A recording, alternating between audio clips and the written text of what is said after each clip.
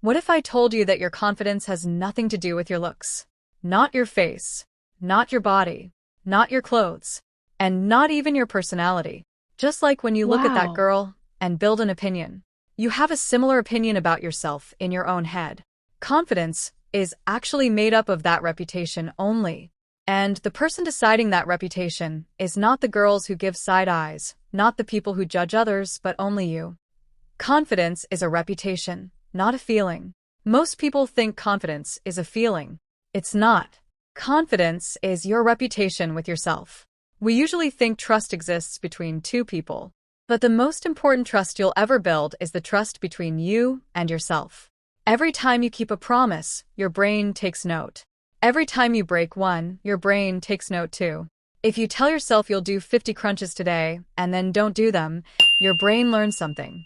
Not that you're lazy, but that your word means very little. And eventually, that becomes your reputation. The scary part? Just like you have opinions about other people, you also have an opinion about yourself. You already have a reputation in your own head. The question is it a reputation of someone who follows through? Or someone who always says tomorrow? Self-confidence is self-trust. And every broken promise weakens your reputation with yourself. Law number 2. The least desperate person holds the most power. Think about the most confident people you've ever met. They're usually not the loudest. They're not constantly seeking approval. And they're definitely not chasing people who don't want them. We've all seen someone become obsessed with getting validation from a specific person. A crush, a friend group, a certain crowd. And the more they chase approval, the less powerful they look. Because desperation and confidence cannot exist in the same room. Now don't confuse desperation with ambition. Wanting success isn't desperation. Working hard isn't desperation. Having goals isn't desperation. Desperation is when your self-worth depends on the outcome. When your happiness depends on whether someone chooses you. When your confidence depends on whether someone approves of you. The more validation you need, the less confident you feel. The moment your opinion of yourself becomes more important than everyone else's opinion of you, everything changes. Because confident people know their worth before the world confirms it. And that's exactly why they're relaxed. They don't need permission to be themselves. Law number 3. Do it before you feel ready. Let's settle this once and for all. Confidence does not come before action. Action comes before confidence. I know we've all heard things like, fake it till you make it, and honestly, it's true. Not because you're pretending, but because you're giving yourself a chance to become the person you're trying to be. Let's say you're in a group project. You don't know everything. You're nervous. You feel awkward.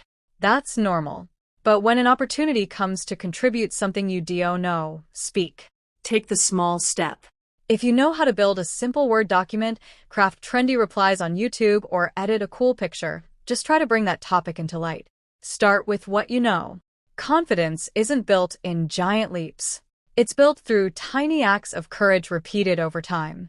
And yes, sometimes being a little delulu is the solulu. Because if you wait until you feel completely ready, you'll be waiting forever. Courage comes first. Confidence follows. It's like lightning striking. People see the thunderbolt first and hear the scary, loud thunder later. Law number 4.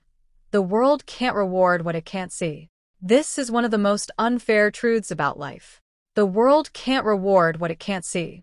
You could be talented, smart, creative, hardworking, but if nobody knows you exist, opportunities will pass you by.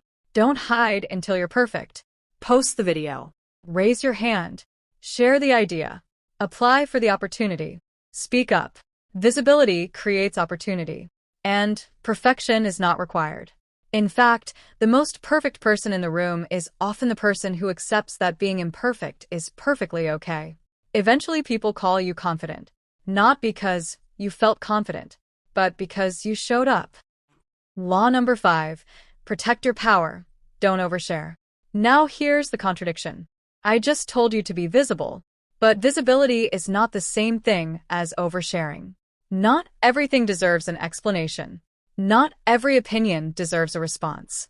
Not every part of your life belongs on display. Some things should remain yours. Your private dreams, your private struggles, your private growth. Think of an iceberg. People only see the tip, but beneath the water is the discipline, the failures, the hard work, the sacrifices, the strategy. And that's okay, because confidence doesn't constantly need to prove itself. Confidence doesn't need endless validation. Confidence doesn't need everyone to understand. When you know who you are, you stop explaining yourself to people who were never listening in the first place. Confidence isn't loud. It's not arrogance. It's not being the smartest person in the room.